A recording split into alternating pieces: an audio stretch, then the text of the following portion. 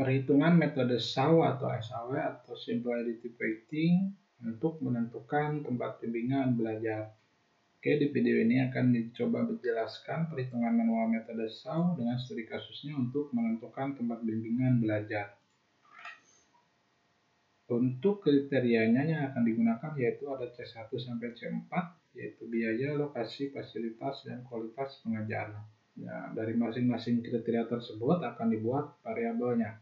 Jadi dari biaya kriteria pertama akan ditambahkan variabelnya, kriteria kedua juga sama, sampai kriteria keempat. Jadi masing-masing kriteria akan punya variabelnya atau punya subkriterianya sendiri-sendiri. Nah, sekarang untuk nilai variabelnya akan dimasukkan antara nilai 1 sampai 5 ya. Seperti ini. Sebetulnya ini bebas mau ditentukannya, misalkan mau dari range 1 sampai 5, 1 sampai 100, atau 0 sampai 1. Nah, pada studi kasus ini akan mengambil dari range 1 sampai 5. Oke, untuk kriteria biaya, ini subkriterianya atau variabelnya, kemudian ini nilainya, ini nilainya, ini nilainya. Nah, untuk variabel biaya ini indikasinya yaitu semakin kecil nilainya semakin baik. Karena tentu kita ingin mencari tempat bimbel dengan biaya yang semurah mungkin. Nah, jadi semakin kecil biayanya maka semakin baik. Jadi untuk biaya yang kurang dari 1.500 ini nilainya 2. Jadi ini lebih baik daripada yang lainnya, gitu. Daripada variabel dengan nilai bobot yang besar. Jadi ini karena tadi indikasinya semakin kecil nilainya semakin baik, maka ini yang paling baik. Nah, variabel yang nilainya paling kecil. Selanjutnya kriteria lokasi. Nah, untuk kriteria lokasi juga sama. Semakin kecil nilainya semakin baik. Karena kan lokasinya semakin dekat jaraknya dengan rumah, tentu lebih baik. Nah, jadi untuk lokasinya yang lebih kecil, ini 5 km, kurang dari 5 km nilainya 2, ini lebih baik daripada variabel yang lainnya. Selanjutnya untuk kriteria fasilitas. Nah, untuk kriteria fasilitas indikasinya semakin besar semakin baik. Tentu kalau fasilitasnya semakin lengkap maka semakin baik. Jadi untuk kriteria fasilitas, variabel yang sangat lengkap yang ini, yang nilai bobotnya paling besar, ini lebih baik.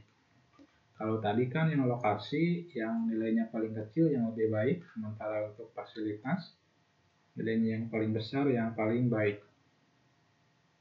Kriteria kualitas pengajar juga sama, semakin besar nilainya semakin baik. Nah, maka untuk lulusannya yang ini, variabel lulusan S2 yang bobotnya 5 ini lebih baik dibandingkan variabel yang lainnya. Oke, untuk studi kasusnya ada 3 tempat bimbingan belajar yang akan menjadi alternatif, A1, A2, dan A3. Dari setiap kriterianya akan diberikan nilai bobot dari 1 sampai 9. Yang ini. Jadi pengambil keputusan memberikan bobot preferensi untuk setiap kriteria bisa dengan pertimbangan sendiri atau dari hasil survei. Nah, jadi nilai yang ini dimasukkan ke C1, nilainya berapa? 7. 7 berarti penting. C2 nilainya berapa? C3 nilainya berapa? C4 nilainya berapa? Nah, untuk menentukan nilai ini bisa dari pengambil keputusan sendiri, atau dari penggunanya, atau bisa juga dari hasil survei biasanya atau kuesioner. Jadi tiap kriteria punya bobot masing-masing. Ini jadi didapat bobot preferensi W 7, 6, 5, dan 4 yang ini. Selanjutnya, setiap alternatif diberikan penilaian untuk masing-masing kriterianya. Alternatif A1, kriteria 1-nya isinya ini, kriteria 2-nya ini, kriteria 3-nya ini, kriteria 4-nya ini. Ini untuk A1. Diisi semuanya, semua alternatifnya. Ini untuk A2, ini untuk A3. Ya, setelah diisi nilai penilaiannya dari tabel ini, maka dikonversi menjadi nilai bobot. Nah, yang ini. Jadi yang ini dikonversi bobotnya berapa, masukkan ke sini. Contohnya ini.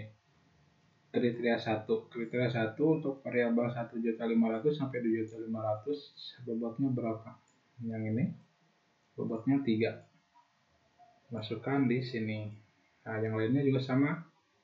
Yang jarak ini bobotnya cukup lengkap, ini nilai bobotnya, lulusan S1 ini nilai bobotnya. Jadi setiap semua yang ada di tabel ini dikonversi menjadi bobot, menjadi ini hasilnya. Selanjutnya kriteria C1 yang tadi biaya dan C2 yang lokasi masuk kategori tipe cost karena asumsinya nilai yang lebih kecil maka lebih baik. Nah, yang tadi ya, yang ini semakin kecil nilainya semakin baik, ini semakin kecil nilai bobot semakin baik, yang ini semakin kecil nilai bobot semakin baik. Nah, untuk yang semakin kecil semakin baik C1 dan C2 ini berarti tipenya cost, sementara untuk asumsi yang semakin besar semakin baik maka tipenya benefit. Jadi, sementara untuk C3 ya yang tadi karena nilainya semakin besar semakin baik, jadi C3 dan C4 masuk ke kategori benefit. Oke, jadi C1 C2 cost, C3 C4 benefit. Nah, selanjutnya dari nilai yang tabel ini dimasukkan ke matriks X.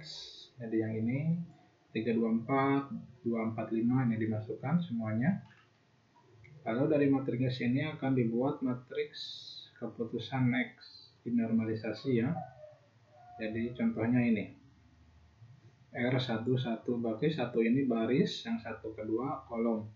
Jadi nilai R untuk baris ke-1 kolom ke-1 berarti nilainya 3. Ini nilai min. Kenapa min? Karena ini dihitungnya kolom. Yang di atas ini kolom 1.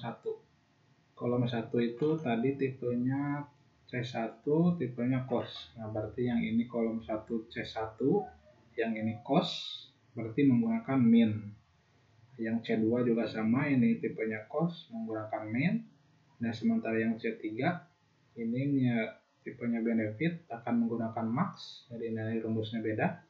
Kemudian yang C kolom 4, C4 juga sama akan menggunakan max. Nah, jadi yang ini karena ini udah ada baris 1 kolom 1 ada di kolom 1, maka menggunakan min. Nah, rumusnya nilai min dari kolom 1 dibagi nilai baris 1 kolom 1. Nah, ini 3. Berarti nilai min dari 324 dibagi 3. Ini nilai min dari nilai minimal dari 324 yaitu 2 dibagi 3 berarti hasilnya 0,67. Nah, jadi contohnya jika untuk baris kedua kolom ke-1, nah karena masih kolom 1 berarti masih menggunakan nilai ini, bedanya di bawahnya. Jadi nilai minimal 324 dibagi nilai 2. Kemudian kalau yang ini nilai min 324 dibagi nilai 4. Ini contohnya. Nah, ini untuk untuk penjelasan teksnya yang bisa dibaca, tapi saya juga jelaskan. Nah, yang ini baris 1 kolom 1, baris 2 kolom 1, baris 3 kolom 1. Yang ini nilainya min, kemudian dibagi nilainya. Jadi ini. Oke, contoh lagi untuk kolom kedua, ini masih tipe cost, berarti masih menggunakan min, tapi bukan min 324. Tapi min 245. Ini contohnya. Baris 1 kolom 2, min 245 dibagi 2, min 245 dibagi 4, min 245 dibagi 5. Nah, jadi yang ini nilai min dari kolom ini dibagi 2, nilai minnya dibagi 4, nilai minnya dibagi 5. Oke, ini sama hasilnya. Kemudian yang kolom ketiga ini menggunakan max. Jadi kalau tadi menggunakan min ada di pembilang, nah kalau max ada di penyebut. Jadi 3 dibagi max. Ini max 335 ini kolom ketiga. Ini kolom ketiga, karena tipenya benefit, jadi menggunakan max. Berarti rumusnya untuk mencari nilai ini, baris 1 kolom 3, berarti nilai 3 dibagi max kolomnya. 3 dibagi max 335, yang ini 3 dibagi max 335, yang ini 5 dibagi max 335. Oke, dilihat hasilnya ini 3 dibagi max, 3 dibagi max, 5 dibagi max. Nah, untuk yang kolom 4 sama karena tipenya benefit, nilai dibagi max, tapi bukan max 335, tapi max nilai kolomnya. Berarti max 435. Berarti untuk mencari ini baris 1 kolom 4, baris 1 kolom 4, berarti 4 dibagi nilai max kolomnya. Yang ini 3 dibagi nilai max, yang ini 5 dibagi nilai max. Oke, kita lihat hasilnya. Ini 4 dibagi max, 3 dibagi max, 5 dibagi max. Oke, ini hasilnya. Nah, setelah dihitung yang barusan, lalu dimasukkan ke matriks R. Ini per kolom juga. Kolom 1, kolom 2, kolom 3, kolom 4. Ini hasilnya. Ini untuk kolom 1, 0,67, 1, 0,5. Masukkan ke sini. Untuk kolom 2, 1, 0,5, 0,4, masukkan ke sini. Ini untuk kolom 3, ini untuk kolom 4. Nah, setelah dapat matriks R, selanjutnya akan dicari nilai akhir, nilai V. Didapat dari nilai hasil perhitungan bobot preferensi W. Ini bobot W, 7654, yang ini ya.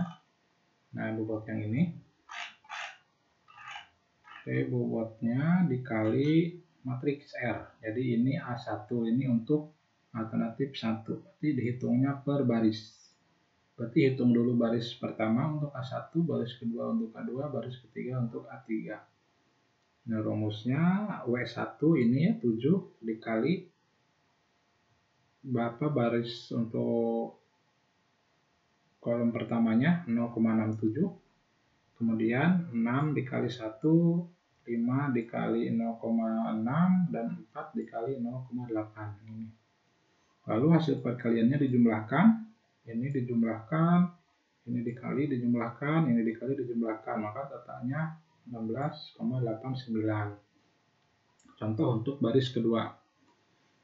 Oke, ini baris kedua berarti 7 dikali 1, kemudian 6 dikali 0,5, 5 dikali 0,6, dan 4 dikali 0,6.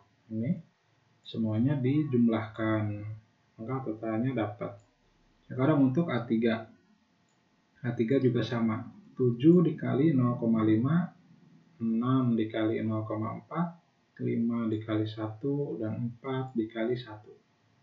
Ini lalu semuanya dijumlahkan hasil perkaliannya, maka dia dapat nilainya. Nah, dari hasil perhitungan di atas, A1 mempunyai nilai terbesar ini ya, 16, ini 15, ini 14, berarti ini paling besar. Maka alternatif A1 yaitu Ganesha Operation yang direkomendasikan untuk dipilih sebagai tempat bimbingan belajar. Nah, jadi perhitungan metode salahnya selesai. Sampai di sini. Mudah-mudahan paham dan semoga bermanfaat. Terima kasih.